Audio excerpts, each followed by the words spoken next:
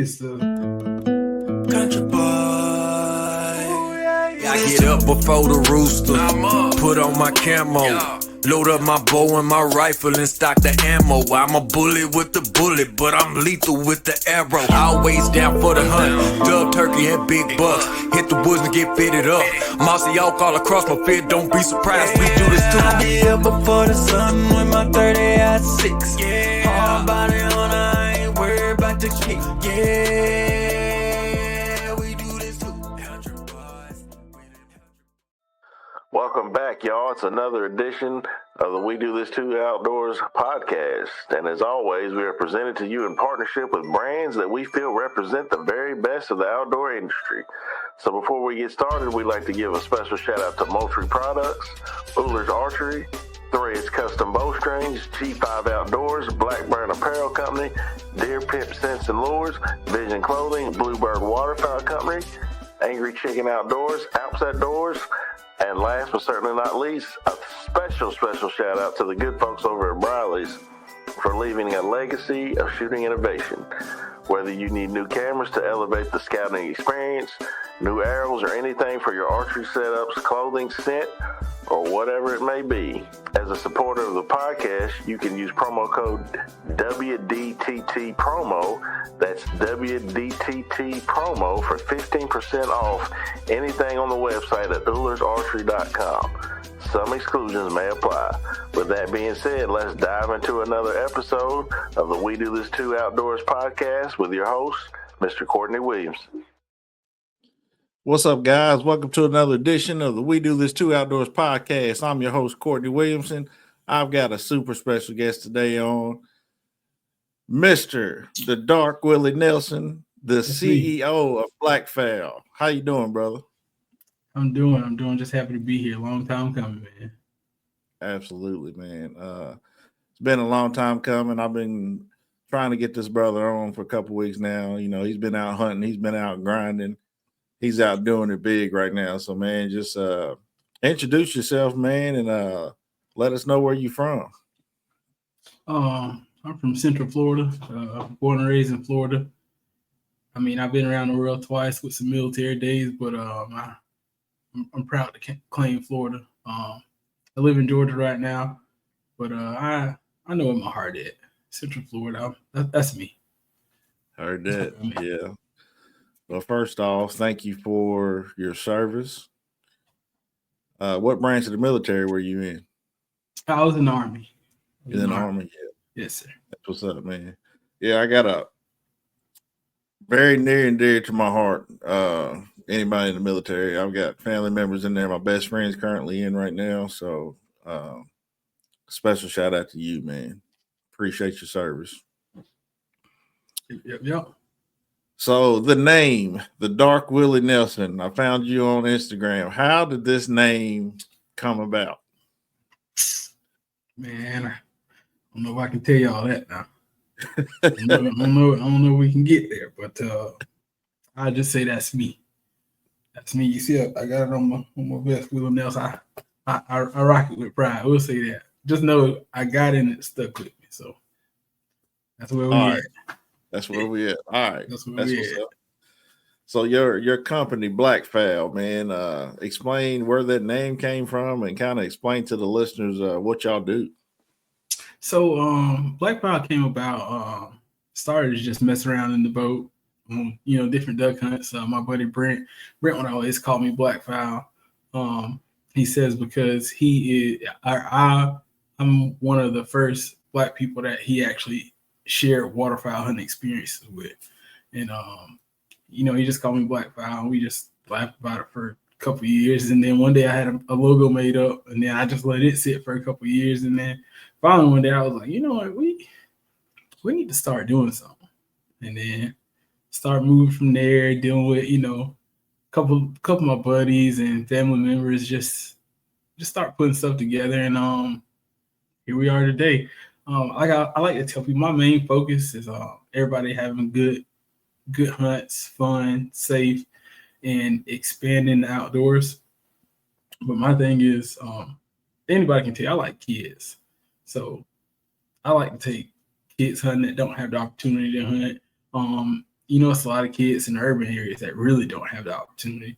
So anytime that somebody asks me like, hey, can you take my son hunting or take my daughter hunting or something like that, like I'm gonna do my best to make it happen, whether it's with me or if somebody called me. I had somebody call me from Maryland once, and I bumped into them in an outdoor store, and it was like, hey, I want to get into the outdoors. I never even thought about it. I'm like, okay, but they kind of far from me, so I called a buddy of mine, and he made it happen, and it was like just off the word of off the strength of like being able to call a buddy and say, hey, I got this person, never had an opportunity, never even thought about it, but they seen us at an outdoor store and they want to give it a try. And he's like, tell them to call me.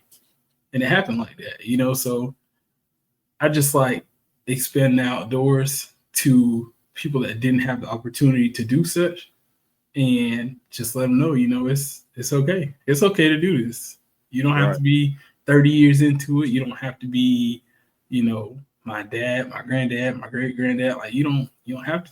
I was fortunate enough to be born into a hunting family. Not everybody is fortunate like that. I think this year alone, I've taken 3 guys hunting that have never hunted a day in their life. Simply off the fact of I know them from work or different friends, and it's just like, hey man, I want to try that. Hey, I want to try that. And I'm like, I tell everybody the same thing. All right, well, just let me know.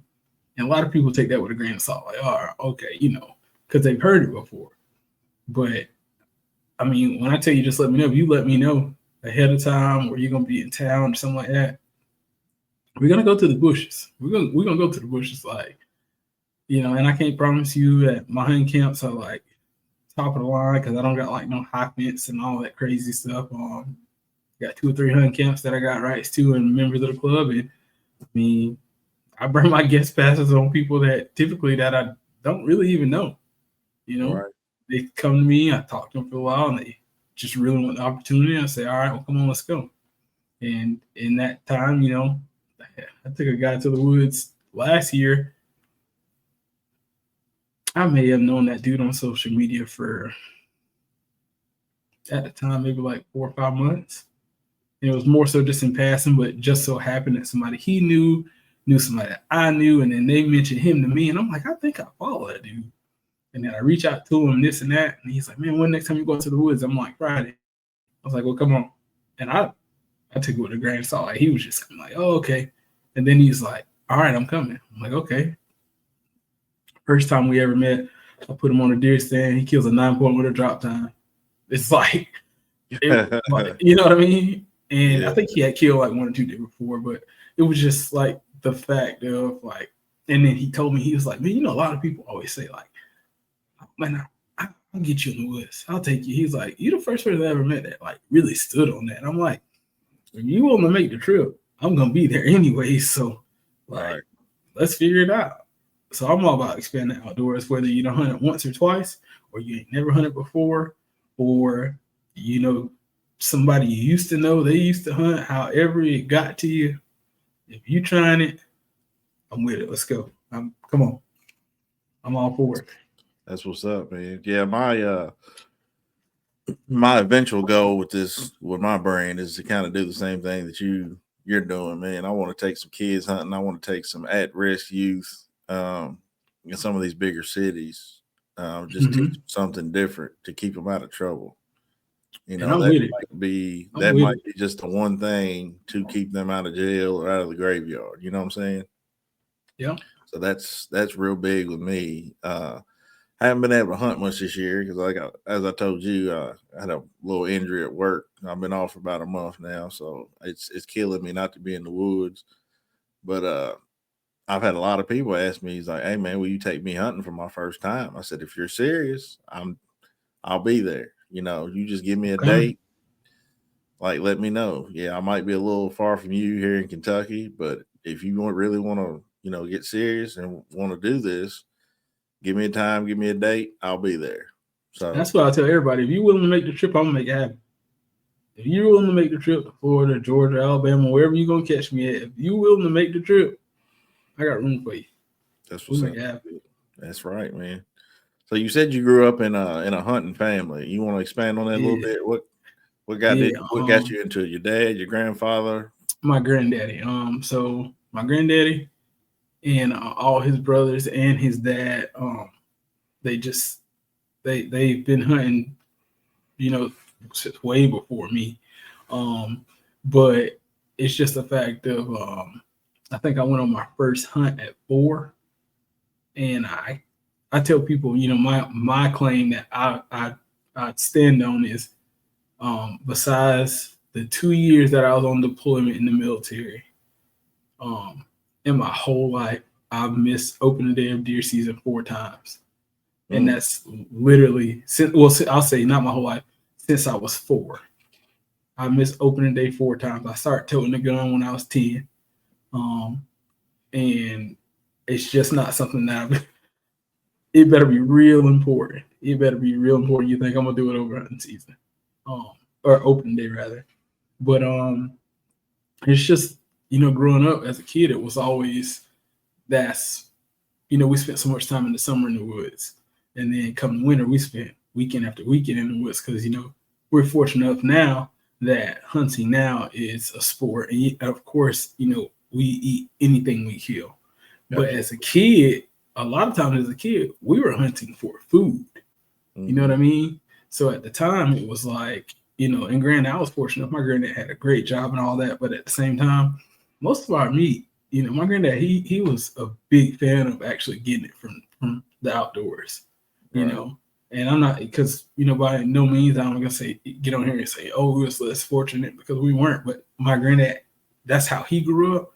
And he just made sure we hunted and we fished. Like, if my grandma said we was eating fish on Friday, you better believe on Thursday we was going fishing. Like, that's just how we was brought up. You know what I mean? I don't think that I'd have it any other way right now, because we learned so much in the process. But at the same time, it taught us things that at the end of the day, like all my friends, they make jokes now. Like, man, if something happened, I'm going to make sure you're on my team at the end of the world. And I'm just like, what does that even mean? And it's like, oh, well, I mean, we know at the end of the day, you're going to go get some food. And I'm like, yeah, I can see that. But at the same time, it's just like, that's just how I was brought up. I was brought up going to the woods as much as possible. We weren't in the woods. We was on water. And, I mean, that's just how my family is. To this day, my family's still the same way. You go to my hunt camp on Thanksgiving, yeah, you better get there first. I'll tell you that. Because, I mean, my whole family, everybody in the bushes on Thanksgiving. Everybody in the bushes on Thanksgiving. But that's just how we was raised. Because as kids, whether you went to opening day or you went to last weekend, you went to Thanksgiving, you was going to be there. And that's just, it stuck with me. And I'm proud of it. Yeah. We got very similar stories. So my dad grew up in a very in a little cotton town right outside of Memphis called Somerville, Tennessee. And he was the second oldest of 15 kids. So, everything that they ate pretty much came off that farm. Either they grew it or they harvested it. So basically, Dad, my grandfather would tell my dad to go out, hey, kill us a few rabbits or kill us a few squirrels, kill us a few turkeys, whatever, quail, dove, so we can have meat on the table. And just him taking me out for the first time when I was like 5 years old, just watching him and watching those dogs run, was hunting rabbits, man. And it was something that I'll never forget. And I lost him at 14. So he was a big hunter, big fisherman. I haven't gone fishing probably since he's been gone, but maybe one time. I think I took my son. It's just hard to get out there anymore without my buddy out there. But I'm passing all that down to my son now. So he's 7 and he loves being anywhere his daddy is. And his daddy is usually somewhere in the woods. But we eat everything we kill. My wife doesn't love it as much as I do. She likes some of the meat, but she won't touch the deer meat. And I don't understand why. It's some of the best meat you'll ever find, man. I agree. But, I agree. She will not touch it. I don't know. Something about it. I don't know. I guess everybody talks about that gamey taste that it has, man. But the way I cook it, that gaminess ain't in it. Don't worry about it. When people talk like that, that's mean I ain't got to share with them. That's all. Exactly. More for us. That's all that mean. I ain't got to share with them. Yeah, man. So what got you into waterfowl, man? I see, BlackFowl. Of course, you're into duck hunting. So what got you really into waterfowl? Probably just my passion of being in the outdoors in the first place. I got out of the Army in 13, 14. And I met up with my buddy Caleb through some other friends, actually through fishing. And then he just reached out one weekend, like, hey man, next week we're gonna start shooting ducks. I'm like, I ain't never shot no ducks before. And he's like, well, you hunt, right? I'm like, yeah. He's like, well, you wanna try it? I'm like, all right. And then it's been a ride. I'm looking for the rest of the ride right now. Like, it has been a ride. I started my first hunt was in Florida. Went to the marsh right there in Central Florida. A lot of people know of it. Public land, I probably shot about 2 boxes, if not 3 boxes of shells before I even cut a feather on a bird. I ain't gonna lie. I probably took in 2 seasons, I probably killed maybe 5 or 6 ducks. Like, maybe. I mean, I was going every weekend. Of the 60 days, every weekend I was beating the bushes. Like, I just couldn't get on it. I just couldn't get on it. But then out of nowhere, it's like, yeah, here it is, and all hell broke loose after that. So I started in Central Florida. I've hunted a lot of places around the country. Had it not been for a buddy just randomly saying, hey, you want to try this one day? Like, all right. And we've been best friends since then. We've traveled to Canada. We've hunted out west. We've hunted the south. We've hunted from the timber to the salt flats to the fields to, you name it. Like, we've just been chasing game everywhere. We've been hard down at it. But it all started just from a random, like, hey man, I'm shooting ducks next week. You want to go? And I'm like, all right. Because I grew up deer hunting. A little bit of turkey hunting, but not that much. But I grew up flat out deer hunting. Like, deer hunting, dove hunting was something that I wasn't gonna miss growing up. Like, it just wasn't an option. And then once I got older and then I got into duck hunting, it's like now I have to tell myself, like, slow down. Because I still got to take my granddaddy, take him to the deer woods, and his brother, take him to the deer woods, because when I was growing up, they didn't go to the woods without taking me. So now that they're older, and they don't want to go every weekend, but I can have plans to, say, go to Arkansas on a duck hunt. And my granddaddy say, hey man, I'm going to go to deer woods. I call my buddy, say, sorry boys, I take my dad to the woods. And that's just how it is.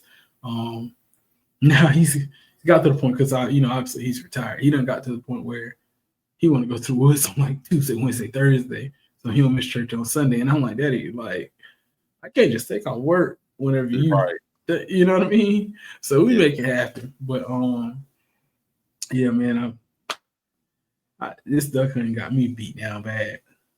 Waterfowl hunting in general got me beat down bad, man. I hear you, man. This is my 3rd year. Really my 2nd, really, because the first year I went, we only went for like 2 days. You live in Kentucky? Yeah. All right. I need you to put in some permits. I got you. I got it figured out already. Don't even worry about it. We'll get there after we'll get there. Yeah, we'll get there. I got you. Yeah, this is technically my 3rd year, because the first year we only got to hunt 2 days. But where we are in my part, I'm in the south central part of the state. I got to go to Western Kentucky, where the Mississippi and Ohio meet. That's where the flyway is. So my buddy Lance, I've told this story 1,000 times, but my buddy Lance, man, my son actually calls him Uncle Lance. Like, he's a big, huge friend of mine. He's like, man, I grew up out here. He's like, let me take you duck hunting. I said, I know you're a big hunter. let's go duck hunt. I said, dude, I don't like water. I can't swim. I said, if I fall in this water, like I'm gonna drown. Like, and I'm 300 pounds, 6'3". I'm a big dude. Like, if I go in this water, it's game over. And he's like, no, man. He's like, I got a buddy, which is his wife's cousin. He's been hunting up there since he was like 10 years old. He's got a boat and everything. So it's pitch black dark. We pull up to the ramp, put the boat in. I'm sitting in the middle of the boat. I'm so scared. I got on these like $10 waders. I'm freezing to death. And we're hitting, and he looks at me, Mackenzie. Shout out to Mackenzie. He looks at me and literally says, we're going to hit some stumps, but we're not going to flip over. And my eyes get this big. I said, what you mean we about to hit some stumps? He's like, we're not going to flip, I promise you. I said, okay. So I've got my GoPro. I had to send you the video. My GoPro sitting there doing this, and I'm sitting here just shaking. And we're flying through this timber, man. So we get to this little spot, little opening. He's like, this is where we're going to hunt. This is what they call the duck hole. This is where the ducks are going to land. I said, okay, where are we going to sit? He's like, we're not sitting. I was like, what do you mean? He's like, we're going to stand right here behind them trees. I said, hold on, time out. You want to stand in this water? We're standing in the water. He's like, yeah, man, that's why I had you, get some waders. So we're standing in water about waist deep. Now I'm 6'3", like I said. And so they get me out of the boat, and I'm hugging this tree. Like, I don't want to leave this tree. And it's pitch black dark. We're in the swamp. Only thing I could think about was cottonmouths. That's the only thing I can think about. But I'm like, it's cold, so maybe they're not. But that's the only thing that I could think about. Anytime something hit my leg, I'd freak out. Oh, so man. He gets the boat, puts the boat behind us. It's pitch black dark. We're sitting there talking. I'm talking to Jesus the entire time. But I'm telling you, bro, soon as daylight hit and them ducks started coming in and we started shooting, I looked at Lance and he looked at me and he was like, welcome to the show. And ever since then, man, I've been hooked. And it's one of the things, like, I love deer hunting. That's been my thing for a while now. Like, I grew up rabbit hunting, squirrel hunting, whatever, but I love deer hunting. But waterfowl has taken over for me for deer hunting. Like, people's like, man, you going deer hunting? Like, nah, I'm going duck hunting in the morning, just stuff like that. Man, like, I tell people, a waterfowler. Listen, man, I tell people all the time, I got buddies that deer hunt. I got buddies that only turkey hunt. I got buddies that rabbit hunt. I got buddies that run dogs for deer. I got buddies that do everything. And they all say, man, what's like when you get in them duck woods? I said, listen, whatever you love to do, I want you to keep loving it. I say, because if you stop to do that for one weekend and go duck hunting, and it's not even a banger, just a halfway decent weekend, you're going to stop doing what you're doing. I said, man, because anybody can tell you, all I ever cared about was the deer woods. That is all I ever cared about. I don't care about nothing else. People say, let's go shoot turkey. Let's go this. I'm going deer woods. I'm going deer woods. That's it. Now, sometimes I look at my dudes at my hunt club and I'm like, do I really want to pay these? Because I could just be the duck wood, but I can't give up deer hunting. I love deer hunting to the bone. I mean, that's my first found love, and I'm gonna stick with it, But when it comes to shooting ducks, man, oh man, yeah, it's something different. Oh man, what kind of gear do you run? Run it down from your boat to your waders to your shotgun. Well, we'll start from where we started at. We'll go back to the beginning because see, I always tell people you gotta be you, do what your check can handle. Right. And don't be the next man. Those are three things I tell people. People look at us now because me and my buddies, we all got duck boats. We all got this. We all got that. Let's go back. Let's back up. So when I started hunting with Caleb, all we had was a Gnu with about maybe like a 3 or 4 horse long tail on it Yeah. He used to take it to the gas station in the morning. That joke used to take like $1.87 to fill up. And we used to go out there and hold it tight and just shake it and put it. I mean, it's putting along. It couldn't carry a lot of weight, so we used to take the decoys and put them kayaks and just pull them behind us. Right. Because in the Ginu, we didn't have enough room for that. We put 3 people in the Ginu. Decoys got to go somewhere else. So we used to put them in kayaks, and we used to just hold on to this little Ginu. All these big $high-dollar boats used to blow by us and whatever, but we took the time to put our time in the scout. We used to scout real hard, and literally we would get the X just simply because we found it during the week, and then people come out and go to $high-dollar boats elsewhere. We just go where we knew. They might not get there in the first hour, but we know they're coming. And then, they get on top of us. We shoot the mess out of ducks,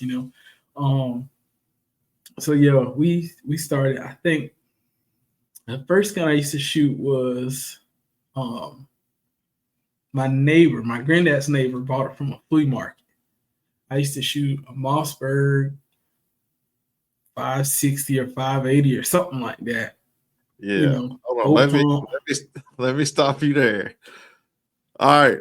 Bubba Ray, I know you're listening to this right now. Justin Campbell, I know you listen to this right now. The first shotgun he said he started shooting was a Mossberg. I'm just gonna put that out there for y'all. You can keep going, dog. I just had to. I'll tell you that a little bit later. Yeah. So and so it started like this. I killed my first deer with a shotgun, right? And I killed my first deer with a shotgun that I borrowed from my granddad's friend. And mind you, my granddad's got a safe full of guns, but Mr. Sam was like, man, I want you to take this gun. Take this gun. Please take this gun. I ain't shot in years. Take it. I took it. I killed my first deer, but I was a teenager. So then when I started duck hunting, I said, man, man, that gun's pretty long. I said, man, I probably can reach out there and touch him. So I called Mr. Sam. I said, hey, Mr. Sam, I ain't borrow that shotgun of yours. No, you can't borrow it. Last time I let you borrow it, you wanted to keep for years. He was like, no. I said, man, I got 2 weeks till duck season starts. I need it. He comes to the house about a week later, gets out of the truck. He's pulling the shotgun out of the bag. And I was like, I said, oh, man, you going to let me borrow it? Thank you. He said, no. He said, I went to the flea market. I bought you a shotgun. He was like, you can cut yards. He's like, go cut some yards, make some money, pay back when you can. He's like, but I got you a shotgun. Bought me a Mossberg from the flea market. I took it out, and my first 2 years, and it wasn't the gun, it was me. My first 2 years, man, I was shooting circles around these ducks. These ducks were just laughing at me, flying off. Well, then after that third year, it's like it just turned on for me. And now I'm shooting a pump. Everybody else got semi-automatics. I'm shooting a pump, and I am maxing these ducks. Like, I'm just one of the boys now. I'm killing them. So I'm like, okay, cool. And then I moved up. I bought a few guns. Right now I shoot a Beretta A400, and I got a couple different guns. I shoot a 400, a 300. I got a A5. Like, I got a whole heap of shotguns, and it's really like what I feel like taking that day. Right. Like, if I feel like I'm gonna be in tight, and it's gonna be like some up close and personal action, I'm gonna take my 20 gauge and I'm gonna bang them. Now, I've also shot my 20 gauge in Canada where I'm shooting, nothing close, but just smoking them. But I think I've advanced so much in my hunting now that like I can kill my ducks with 20 gauge really wherever I go. But sometimes, like if the wind's blowing 30, and I know that they might not be on the decoy, and I know that we really don't have the X, I'll take my 12 gauge. I'll shoot, number 2s, number 3s type. It just really depends on where I'm at, what I'm doing. So gun wise, I'm a Beretta man. I have Mossberg, I got Brownings, I got Berettas. Me personally, I prefer my Beretta. That's just me. Can I kill them with Benelli, Browning? I can kill them with whatever. But me personally, I'm a Beretta man. That's just me. Gear wise, I started with whatever camouflage I could find. I used to wear redhead waders. I used to get a new pair every season because I would punch a hole in them. Yeah.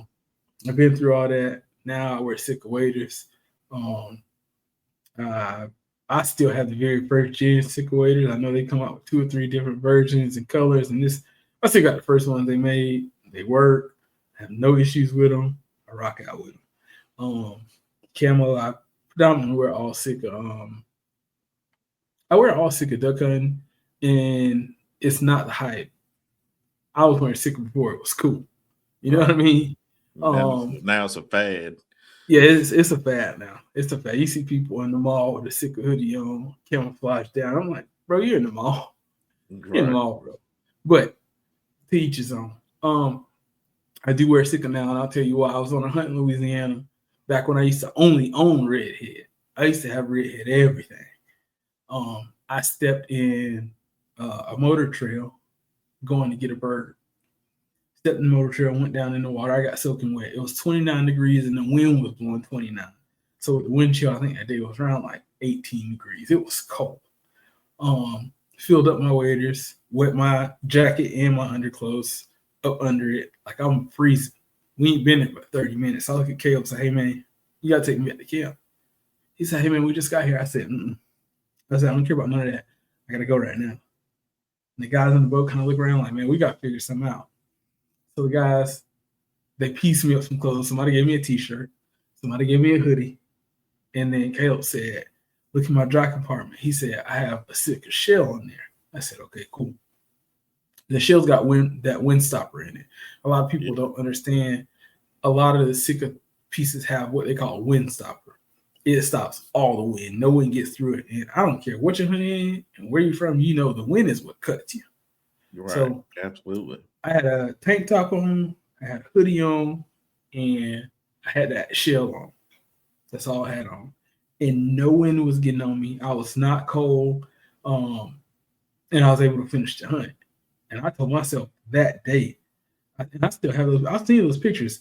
I told myself that day, whatever this is I have on, that's keeping me not only dry, but keeping the wind off me and keeping me warm. And they got my money. And they don't have my money since, man. So until I go into Turkey Woods. When I go to Turkey Woods, I gotta go Masio. You just gotta go Masio. That's just how I feel. I've killed a turkey in Sika before. I'm a big bottomland guy. I love bottomland. Yeah, and that's the thing. I've killed turkeys in Sika before, but like it's got to be like because I dirtied up my bottomland yesterday and we out of town. I ain't had no wash machine. Then I pull out some Sika. But day one, oh yeah, I gotta have my bottomland. It's just classic. Yeah, it's classic. You know what I mean? Yeah. My first set of waders were like the Rogers specials. I know exactly what you're talking about. Yeah, they were like $100, and they were decent until I punched a hole in them. But now I had some Sika stuff. I got rid of all of it because I can't afford to put all them pieces together. There's always something new that I want. So lately, I've been wearing bands. You got to do like I used to do. This is what I used to do when I first started wearing Sika, right? My 2 outermost pieces would be Sika. And anything under it, I used to just put whatever under there. Yeah. And then my outer there, and then I'm like, oh, you got all Sika on? I'm like, yeah. I don't want some anything under there. Yeah. It worked. Wearing a lot of bandit stuff lately. It's kept me warm for the past couple of seasons. I don't see myself going anywhere else. First shotgun. Yeah, I mean it's just personal preference, you know. But, that's all any camouflage is. That's all any camouflage is. It's like when people start getting into archery and think they gotta have this and gotta have that. I tell everybody the same thing. I don't care how much it costs. If you can make a shot, you can make a shot. And on top of that, if you're talking about how much stuff costs, I don't care what brand you get. Once they get over $1,000, they all doing the same thing. Yeah. I don't care what. And everybody will say, oh, well, the vibrations here and the FPS and this. When they get over $1,000, they're doing the same thing. Remember I told you that. Yeah. I shoot a Reche now. My Monsamar, I love it. I love that gun, man. It's done me right. But I started off shooting the Mossberg 500 like a lot of people. Just patching camo together, going to Walmart, Academy, wherever I could go. And I'm like, I'm freezing out here. I gotta do something different. So I found the bandit stuff, man, and it's been keeping me warm. So I ain't got no complaints there. So I respect. Last time my buddy Kenny only wears Drake, and people think we supposed to look at each other like I'm Drake. Well, oh, he's got on Sitka, and I'll be like, that's what he prefer. Like, by the way, that's who you need to have on his neck. Kenny West, Kenny Dro. Kenny Dro owns Rapid Wings. Kenny, I know you're gonna watch this, Kenny. You need to get on here next. Matter of fact, I'm gonna do the middle work. Kenny, you next. That's my guy. Right now, what you say his name was? Kenny Dro. I found him on Instagram as Kenny Dro or Rapid Wings. I think Wings is with a Z if I'm not mistaken. All right. Gotcha. Yeah, I'll connect y'all. Kenny, you next. Get your stuff together. So you was talking about bow hunting a little bit there. You a bow hunter? Mm-hmm. What you shoot? Anything that'll actually fly straight. No, right now I shoot the Matthews Phase 4. I knew you was gonna say Matthews. I just knew you was gonna say Matthews. Oh, stop you right got there. You're a second guy. Back I knew up. you was about to say Matthews. Back up. Let's back up like you asked about the gear. Let's start at the beginning. So, the very first bow I ever shot was a Browning. It was my granddaddy's. It was so old. It used to have the 3 gold pins on it. Yeah. I used to shoot one of those. The first, what I consider big money bow at the time, 2010, I think 2010. I bought what at the time was top of the class for bear. I used to shoot bear, so I shot bear for a long time. And I didn't make the switch from bear to Matthews until 2017.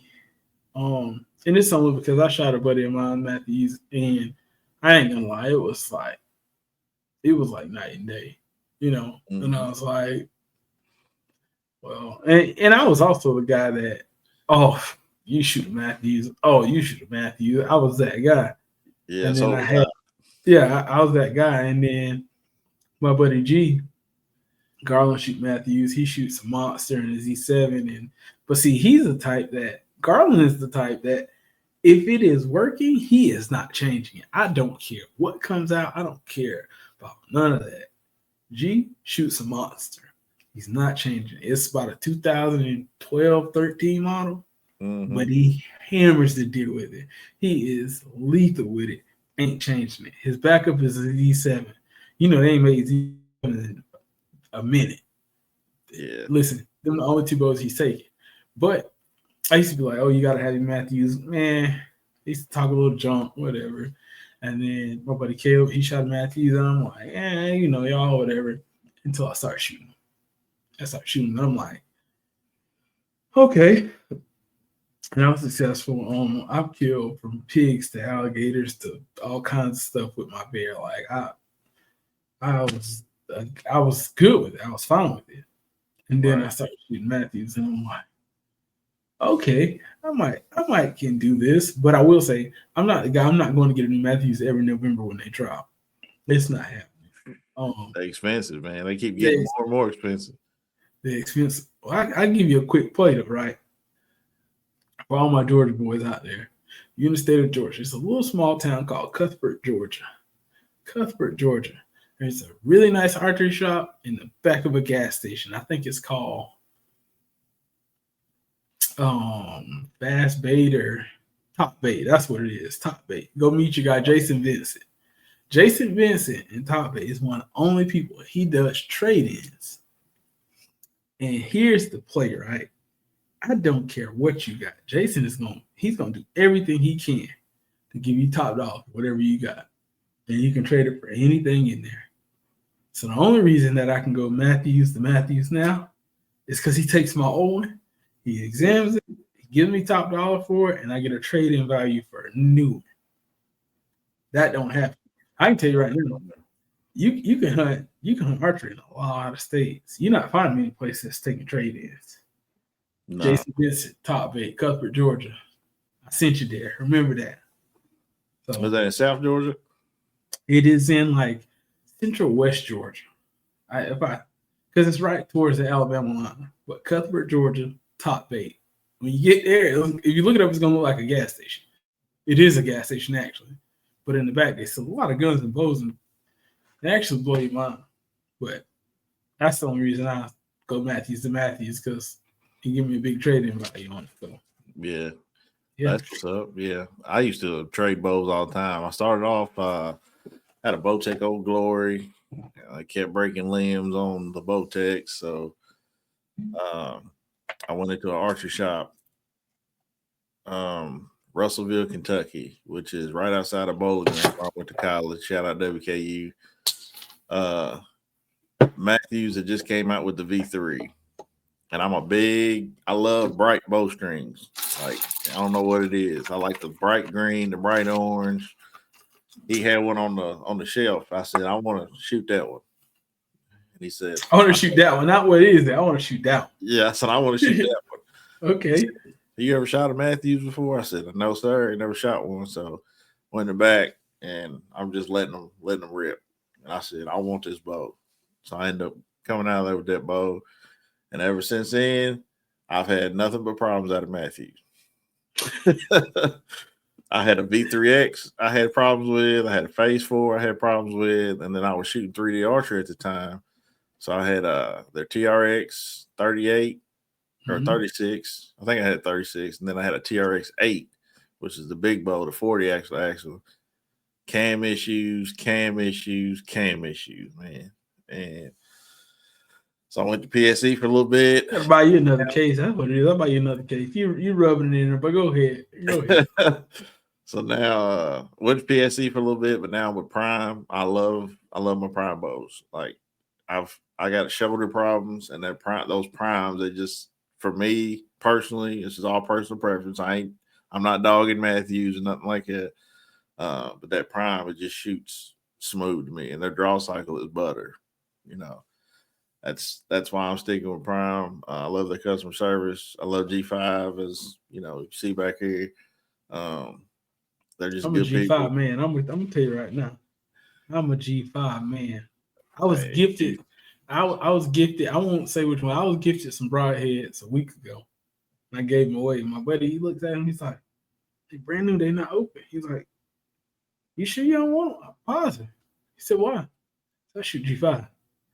Oh man, don't tell me I do. I shoot the mag meat. I don't care. Yep. I'm proud of it. Yeah. It's what it is. Yeah. And I'm, like I said, I ain't been able to get in the woods this year yet to put them mega meats to use. But I'm telling you, I'll tell you what, I got a real good plan. So this is what you do. Because I understand, you might have a major a minor setback or a major comeback. I get all that. But in the meantime, you part of that quality management, just let me know. If you drop a pin, I'll come up there and take care of whatever you need taken care of. And then next year, you can get back on. That's fine with me. As long as I can get you on camera, I'm good. I'll bring the camera. Hey, don't tip me. Don't tip me. My truck full of gas right now. You hear me? Hey, we can go. I got plenty of doughs on my place.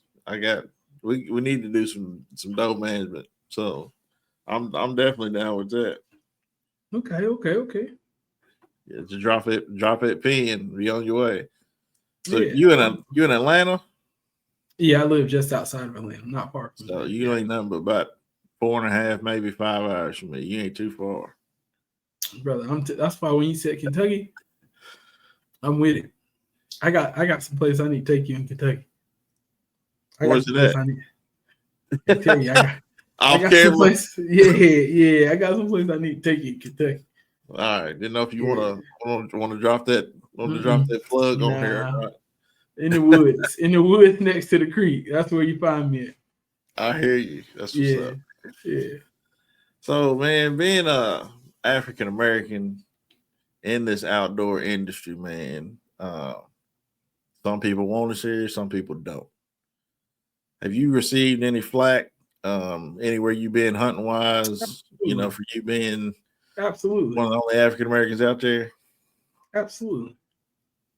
Prime example, I can go anywhere in Florida, and I can go to the marsh, somebody's gonna stop me and say, "Hey man, you Willie Nelson?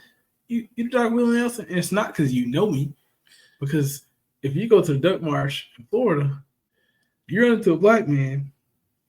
It's me. It's Easy. It's Kenny. Like, it ain't like it's 1,000 of us. You know what I mean? So you know who we are. And I won't even go into the depth of it. I've had some pretty low down stuff said to me. But just off the face of like, I can't let your ignorance get to me. Right. Go about my business. I'm gonna tell you now. You can say what you want. As long as you don't put your hands on me. Right. Don't put your hands on me. Yeah. Don't get on my face. All that other stuff is cool. Because at the end of the day, me and my crew, we're gonna kill our birds for y'all anyways. You feel me? Right.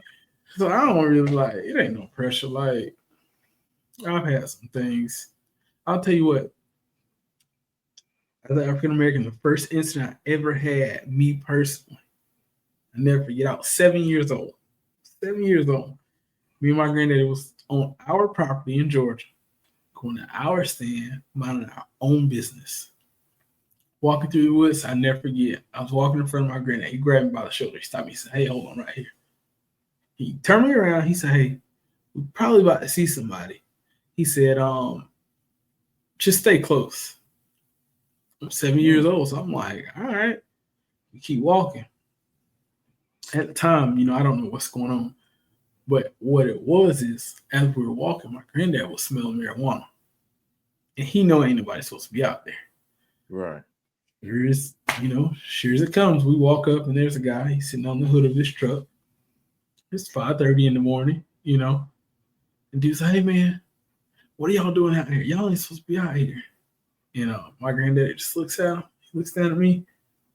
He said, "Son, come on, let's go." Dude hopped off the truck. He said, "Hey, man, y'all ain't supposed to be out here." And he says, "Actually, we're supposed to be." He said, "You're not supposed to be here." He said, "So we're going to go ahead and go in the woods." He said, "When I come back, I just want you to be gone." He said, "I don't know what make y'all boys talk to me like that, but y'all boys ain't supposed to be out here." And so my granddad, he just grabbed me. I'll never forget. My granddad grabbed me by the shoulder. He pulled me close. He said, "I got my baby with me." He said, "Do me a favor." He said, "Don't be here when I get back." We went in the woods, and I will never forget. My granddad could not even focus on that. My granddad kept looking over his shoulder, and I'm just like, because we at this time, like I told you, I started hunting when I was 4. So by the time I was 7, like, I'm used to just going to the woods with him. We sit down, everything comfortable. We hunt. He kills something. He do. He don't. My granddad, he's just looking over his shoulder and just looking over his shoulder, and I'm just like, what is that all about? And at one point, he's like, "You know what? Come on, let's go." When we got up, we actually went a different way out. And it didn't dawn on me, what is that about? So when I got back, my uncle, I'll never forget, my uncle comes to me. He says, "Hey, he said, you all right?" I said, "Yeah." And I could see in my uncle's face, like, oh, he don't get it. My uncle's like, "All right." And he went on. I was 7. That didn't mean nothing to me then. You know what I mean? Right. So as the years came, prime example, turned 16, I got my first truck. I'm itching. Hey, man, I need to get to the bushes. My granddad said, "You can't go to Georgia without me," because I lived in Florida at the time. And I'm like, I know my way there. Y'all know I know how to drive. My granddad's like, "You're not going to the woods without me." He said, "You can go right here around the house, but you're not going to Georgia without me." So I'm just like, what's going on? Mm-hmm. I'm young. It didn't really track to me. So I didn't really put 2 and 2 together. And then once I really started realizing, oh, okay, I see what's going on. And the first time that I seen it with my own eyes, that made me realize it. I walked in this gas station in really old podunk town. I walked in this gas station. What's happening was they were actually bringing moonshine into the gas station. I'm 17, I at the time I haven't had any racial issues, but at the same time I ain't crazy. You know what I mean? Mm-hmm. So I walk in, and I'm trying to pay for something, and the girl at the counter just looking at me. And I'm like, you gonna ring me up? And these two dudes keep coming in and out of the store, and they're sitting these crates down. When they're sitting these crates down, to this day, I can hear the glass bottles, hitting each other. And so I'm like, what's going on? Oh, boy walked up to the register. He said, hey, man, you might not want to buy nothing today. He said, just go about your business. I just look at him. I'm like, huh? And he's like, yeah, it's all right. He looked at the girl. Matter of fact, just give him this stuff. She gave me my stuff for free. Don't go my business. And I was like, and this is the town that I still hunt in today. Yeah. And so I'm like, all right, I see what's going on here. And I tell my granddad. My granddad looked at me. He said, for the rest of the trip, I don't want you to go back to the store. It's the only store there, He's like, don't go back to the store. I don't care what it is. Don't go back to the store. So I've had some instances. I can think of one that was like the worst, but I held it together. I think I held it together because I didn't want to go to jail. Right. But it is what it is. Like I said, as long as you don't put your hands on me, I'm not really worried about it. You can say what you want to say. You can do what you want to do, but one, I ain't got to put up with nobody. So if somebody says something sideways, I'm just on leave. I got my own boat, so if I'm in the duck woods, I don't have to stay nowhere. I don't hunt with people that, I get opportunities like people hit me on Instagram or call me, hey man, we're going here, you should come. I ain't going nowhere. I'm gonna be flat. I don't care. It's about to be 2025. I ain't going nowhere with people I don't know. Flat out. Because at the end of the day, I know where everybody stands, but at the same time, I know where everybody came from. And I know you might be all right for me to come to your house and go hang out, but is your granddaddy who's going to pull up to say what's up to your dad all right with it? Right. And I don't put myself in those situations. You know what I mean? Absolutely. Yep. So I got a strong saying, 4 beers to change a man. Yes. 4 beers to change a man. And everybody think oh no. 4 beers to change a man. A lot of the guys I hunt with, they don't see it the way I see it simply because the stuff that would affect me ain't gonna affect you because you're not like me. Mm-hmm. You know what I mean? So when I say 4 beers to change a man, 4 beers to change a man to me, but not you, and it don't change. 4 beers don't change that man to you because he's not talking. He's not gonna say nothing wrong to you because what does it matter? He ain't gonna say nothing to you. So I personally, I don't put myself in a situation. I don't put myself in. That's like everybody thinks that I'm supposed to be beefing with the guys from 247, not at 247. So when they see me like, hey man, this guy from 247? I'm like, yeah. Oh, you should try to get in that group. And I'm just like, no, I'm not gonna get in that group. Oh, well, if you don't want to be in, oh, well, those guys. And I'm like, I don't have no beef with them. I just support what they do, but not there. I'm just not in that group. So it doesn't mean that I should be, have any animosity towards them because they didn't say, hey, Will, you want to be in this group? Because see, what a lot of people don't know, I'll fill y'all in. The guy that started that, Renard's dad and my granddad were in the same club as when we were kids. So I've known them my whole entire life. Yeah. Me and Renard got disconnected when we got to high school because, you get to high school, you start going different ways. We didn't really know each other throughout high school. But then when we bumped into each other on social media, by then I had been duck hunting for years. So then it was like, hey, man, you seen these guys? And then we kind of texted. And I'm like, wait a minute. What's your daddy name? And then he's like, how do you know my dad? And I'm like, wait a minute. So when we tied it together, our family had known each other for 40 years. You know what I mean? So at the end of the day, I don't want to be 247. I have no beef with them. I love everything. I got hats and shirts and cups. I got anything they put out. I'm going to support it because at the end of the day, I love what they're doing for the culture. Right. Absolutely. Yes. I would love to do what they're doing, but my work schedule, my lifestyle, like the way I sit right now, I don't have the time to do that. And they do. So I will support you. Do whatever y'all doing. It is what it is. I love it. But people think, oh, well, those guys, oh, they should let you in the group. They shouldn't let me in the group. They start their own thing. I respect everything they're doing. Yeah. You know what I mean? Mm. But I tell anybody, I don't care about nobody's group, what you're doing. between me and my boys, I strongly feel we kill a lot more ducks than a lot of people. You know, we may not be the best in the world, but I tell you what, for some guys that only hunt public land, I'll stand on that. We're pretty damn good. You know, not because we, like I said, we were good back when we had the Guinea and the pump shotguns. Right. That's just who we were. You know, but people come up with their own opinions. I let them have it. I get that because I've been to their dove hunt down in Georgia, 2 or 3 times, and I interviewed them a couple times. I've had Daryl on the podcast. I used to talk to Rick quite a bit. Easy is my guy, and every time I run into him, guys, it ain't nothing but love. It's all Exactly. love. Exactly. People's like, man, like you go hard for these boys and this and this, this. I said, I'm doing it because I said they show me nothing but love when they see me, and I love what they're doing for the culture. That's right. I said there will never be any animosity between us. Ever. Never, ever.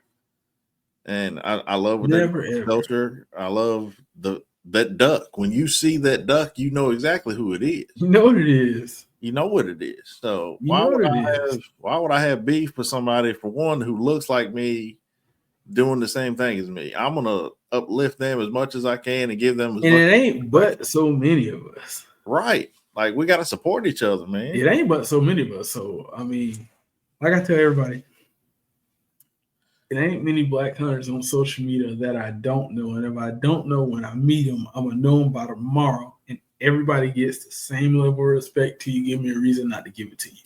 Absolutely. Yep. That's what it is. Yeah, like I said, I've had Easy on the podcast. I've had Daryl. I love Easy to death. Love Daryl. I love all them guys, man. I've been trying to get Cam Williams on. I can't get a hold of him. I'd like to get Jim Caesar on. I'd like to get a bunch of them guys on. Just to tell their story. Because I follow them, I respect them, love what they're doing for the culture. You know what I'm saying? As much as we can grow this thing, the better it's going to be off for our kids, when we're gone. You know what I'm saying? Absolutely. So for these bigger brands out here, though, like the Mossy Oaks, the Sitkas, I feel like they're missing a niche with us. Because if you get on some of these bigger name pages, your Berettas, your Benellis, some of these, just any of them, we don't see too many people that look like us. Mm-hmm. So how do you think we can reach out to some of these bigger companies to kind of showcase what we're doing and kind of try to break some of these stereotypes and these barriers down? I think everybody just got to keep doing what they're doing in the correct way, in a mannerable way, and more so in the organic way. I think it's going to be more so of somebody just going to have to look outside and be like, okay, like, why not? Mm-hmm. We got to make a why not factor, not a because they said or because he said or because I do. We got to make it so organic that it's why not. Right. If that makes sense. You know what I mean? We got to make it a why not. And a prime example, you look at 247, the things that 247 do is just the fact of, they made everything so organic that people just reach out and like, okay, why not? Like, why shouldn't I give you a chance? And you look at them now, they got some of the top sponsors in the world. Absolutely. And it's not because he said or she said, it's Bernard took his time and built it out the way that he wanted it to, and he just kept going hard and kept going hard and kept going hard, because there was a super, super large time frame of when the naysayers was like, okay, yeah, that's gonna work. And then it was like it just kept spinning. And like I said, I've known Bernard forever, so we've had several conversations that he just like, bro, I gotta go. I gotta keep going. Yeah. And at the time, it's just people didn't think it was possible. But at the end of the day, no matter who says what or how you feel, African Americans been hunting for a long time, for a really long time. It was a way of life too, man. It was all some people had, but it just never was on the forefront of, especially like when the internet came to thing. It was just never on the front of the internet. Like when people ask me, like, "Oh man, when'd you start hunting?" I'm like, "Well, I started going to the woods when I was 4. My granddad had been hunting 30 years before that, and his dad had been hunting 30 years before that. Like, it's just where we came from, So I would be, I mean, it would be ashamed if I didn't take the knowledge that I had and pass it on to some younger guys and say, "Hey man, hey, check it out. I know you don't do this, but just give it a shot." And I can tell you right now, I can't tell you one person that I say, "Hey, give it a shot," and they actually give it a shot and they don't like it. It don't work like that, man. It don't work like that. It don't work like that. I think the culture is getting better because I feel like some of these older, racist or whatever gentlemen that it's been taught to them that black is not superior to the white and whatever. I think most of these are dying out. So I feel like it's getting a lot better to the point where we feel a little more comfortable going to some of these spaces, but at the same time, you still can't let your guard down all the way. You know what I'm saying? Yeah, and I'll never let race be a reason that I don't do something. Right. But at the same time, I'm not gonna let that same factor blind me like it doesn't exist. Right. Because it absolutely exists. So I'll never say like, "Oh, y'all are crazy. You can go." No, you can't go anywhere with everybody. Right. You can't go anywhere with everybody. And I'll tell everybody that that's not something that's new. That's not something that's going to change. It is what it is. So I'll never be naive to the fact, but also I'm never going to be like, I'm not doing that because, X, Y, Z, blah, blah, blah, blah. Now, I may have to say, I'm not doing that because they're there. I might have to go here. Right. And it's not because I can't go there. It's just I know I'm not putting myself in a situation where something may get chippy. If I know beforehand that it may get like that, why even do that? Right. Yeah. You know what I mean? You got to pick and choose your battles. Like when I started this brand, we do this too, and they were just kind of like, what's that about? I said it's about getting, showcasing that African Americans and people of color, we're in the outdoors just as well, and they're like, that's going to create a race problem. I said, I'm not trying to make it a race thing. I said, I'm just trying to let people know that we've been doing this for a very long time, and you just don't see us like on the forefront. You don't see us on TV a lot. You don't see us on the websites a lot, stuff like that. And, I'm not trying to make it a race thing at all. But at the same time, like you said, like I'm not going to put myself in a situation where I might not get to go home, back home to my family. You know what I'm saying? Right. So, but I feel like it's getting better, man, because I feel like you said, the 247 guys, they're breaking down a lot of barriers. They're breaking down a lot of barriers, man. They're breaking down a lot of barriers. It's crazy because they're breaking down barriers because people like me, you can look at it and be like, wow. Right. 5 years, not even 50 years ago, 5 years ago, that wasn't going to be a thing. Yeah, you know what I mean? And now it's like, okay, like, all right, I see where this is going. So like I said, hey, major shout out to 247 Renard. Absolutely. Appreciate everything you do, the culture, because I don't care whether you like it, you don't. It's a thing. Yeah. It's a thing. Yeah, so I got to shout out my boys. You need to follow them too. Power Circle Outdoors. Absolutely, I do. They're out of Texas, man, and they're kind of doing the same thing Renard and them are doing, just on a smaller scale. But Bubba Ray, he's the leader. He's the captain. I think he was the first black man in the state of Texas with a boat deal, a rod and reel deal. Like he's the real deal. Boat captain, like he's just a good dude. Yep. I know exactly what you're talking about. Yeah, I call him OG.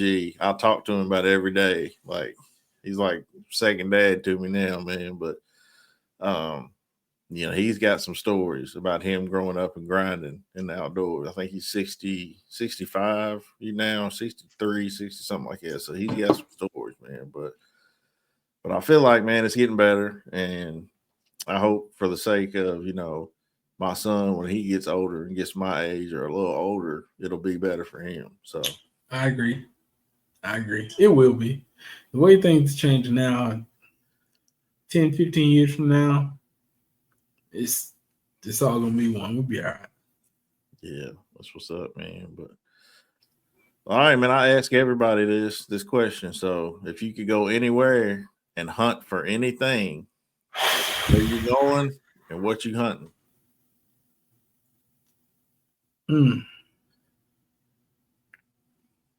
Well, the answer to this question for the longest time would have been New Zealand on a red stag hunt, archery. That would have been the answer for a long time. But I have to change it, and I don't know what the answer is now because I have Argentina on a red stag hunt booked for this coming summer. That's what's up. So, and I got that from at a Ducks Unlimited banquet. Just live auction bidding. Do this right here. I don't like losing, and that's where that came from. So right now, because I got a red stack hunt coming up, so I can't use that. I'm gonna say probably like Alaska on a Harlequin hunt, on a duck hunt in Alaska. Probably like an Alaskan Harlequin hunt. Yeah, that's different. Yeah, I feel like that would have to be my answer. Okay. I feel like that might have to be my answer because, like, I mean, I've shot ducks from Florida to Canada, east to west. I've shot ducks everywhere. I chase turkeys pretty solid. I'm not saying I've killed more turkeys than everybody in the world, nothing like that. But I've hunted turkeys in several different states. So, like the run of the muck American hunt, normal. Yeah, I've done a lot of it. I never killed a pheasant. So if you're out there and you listen, you got one rooster with my name on it, call me. I'm coming. Man, I take you right down the road to Litchfield, Kentucky, and kill some pheasants. I need fair chase pheasant. I don't want them let out the box. Oh, you want fair chase? I got you. Yeah, in South Carolina, I need that. Wish we got that on the books too, because same Ducks Unlimited banquet, we may have won that one too in the auction. But yeah, South Dakota, excuse me. But yeah, I'll probably say Alaska on a Harlequin. That's probably something I'll say. Yeah. I was if thinking, you get to South Dakota, man, you need to hit up my buddy Trey. He's got the Dreaded Archer podcast. He's in South Dakota. What's his name? Trey? Trey Reed. Trey, hit me up. I'll pull up, Trey. I ain't scared. Yeah, he's a real good friend of mine. I'm gonna try to get up there with a couple hunts with him next year, man. But great dude. He's in South Dakota. He's a Texas boy, I think, originally, but he moved to South Dakota. And if you from Florida, Tone Brown, they call him the Chocolate Cowboy. Where he at? He's somewhere in Florida. I can't Kissimmee, Florida. I think he's in Kissimmee, Florida. Kissimmee, that's down the road. I had to do. I got to hook you up with him. This man he's been hunting in Africa and has killed I don't know how many animals over there. This dude is a beast, brother. What's his name? Been to the motherland, dog. This man has been to the motherland. What's his name? Tone Brown. They call him the Chocolate Cowboy. Tone, you watching this? Call me. You get my number from him, Tone. Call me. You in Osceola County. I'm from Lake County. We right there, brother. we right there. Y'all holler at me. Holler at me. Yeah, you said you was from Georgia, man. Because I live in Georgia. Don't do that. I live in Georgia. I'm from Florida. Yeah, I just moved to Georgia. But you said, when you was when we was, corresponding or whatever, you was like, I live in Atlanta. Yeah, I just moved up here in January this year. I'm a Florida boy. I got you. One of my favorite artists of all time lives in Atlanta, Georgia. Pastor Troy. Shout out to Pete Troy. PT. PT Cruiser. My guy. Yeah. But I respect that. But yeah, I'm gonna have to hook you and Tone up, man, because he's Matthew's guy. But I'm telling you, man, he's harvested some animals and he's stepped foot in the motherland and brought back a lot of meat. No diddy. Okay. Okay. I can respect that. I'm gonna have to hook y'all up, man. But yeah, man, I definitely appreciate you coming on this podcast, man. We've been running for over an hour, man. I know you got kids and stuff, man, and got stuff planned for this weekend since you ain't hunting. I know you got a honeydew list. Let's just like I got a honeydew list, and I gotta check it off, bro. Because listen here, them bucks and them ducks is calling my name. You hear me? I hear you, man. Yeah. So how can people get a hold of you, man, if they want to ask you any questions or whatever? Instagram. The Instagram I use most is the Dark Willie Nelson. But I prefer to be reached at BlackFowl. You see it on the screen, but it's BlackFowl _. So just one _ BlackFowl _. Yeah.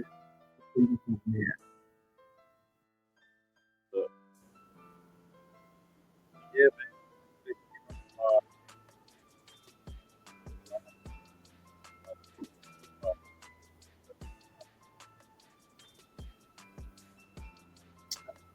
The thing about music, I don't know what happened. Oh, what happened? I hear you now. You hear me? Okay. Yeah. I don't know why it just started playing like that, but yeah, I think a lot of people's gonna like his pod, man. Because me and you kind of, we got similar backgrounds, just like most African American, and like I said, I'd love to go hunting with you, man. Off camera, Really? We need to figure out where you talking about in Kentucky, since you won't give it out on the pod, and I don't blame you because I already got it figured out. Ruthless when it comes to waterfowl hunting in this state. Let me tell you, brother. I already got it figured out. I got it figured out. I've been to Kentucky. That's how I know I got it figured out. We get there. Yeah, man, we'll get there though. But yeah, man, appreciate y'all listening, man. Make sure y'all give a like, subscribe to my channel. This podcast will be out on Google Podcasts, Spotify, and Apple. Just basically anywhere you get your podcast, leave me a review, leave me a 5-star rating. It helps me out and helps the podcast out. So thank you, Mr. BlackFowl, Mr. Dark Willie Nelson. Big game, small game, all game. We do this too. We do it too, baby.